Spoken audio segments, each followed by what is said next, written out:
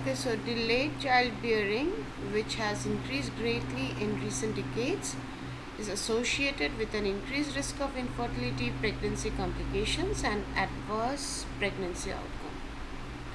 So, the abbreviations related to delayed pregnancy are assisted reproductive technology, which is ART, OR, odds ratio, ICSI, intracytoplasmic sperm injection, intrauterine insemination, IUI, LBW, low birth weight, PTD, preterm delivery, SGA, small for gestational age.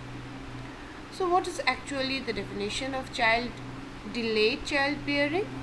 When fertility declines with increasing maternal age, especially in the late 30s, and the delayed childbearing is traditionally defined as pregnancy occurring in women.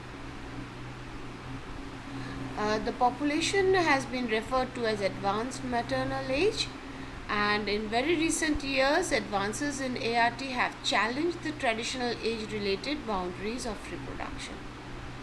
So, before ART, the oldest naturally conceived pregnancy was in a 57-year-old woman, which is very unnatural. With use of ART and donor oocytes, the birth rate in older mothers have risen.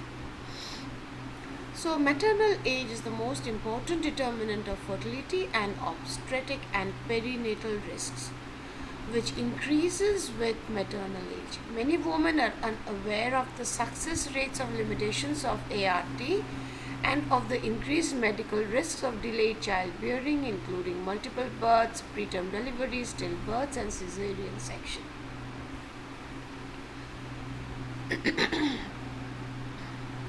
So, as women delay childbearing and age at first birth increases, the total number of births to each woman decreases, and the size, composition, and future growth of population remains unaffected.